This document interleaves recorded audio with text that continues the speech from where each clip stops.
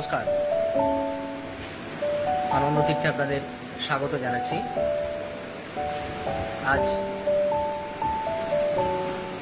1 August 2024 বৃহস্পতিবার। আজকে Garhbeta one panchayat সমিতির সামনে একটি সুন্দর দৃশ্য আমরা দেখলাম।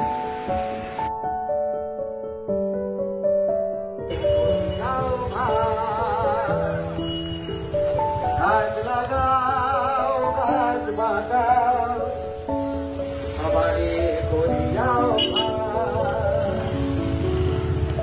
ওদের হাত ধরো, প্রতিজ্ঞা করো, হাত ধরো, প্রতিজ্ঞা করো, অকারণে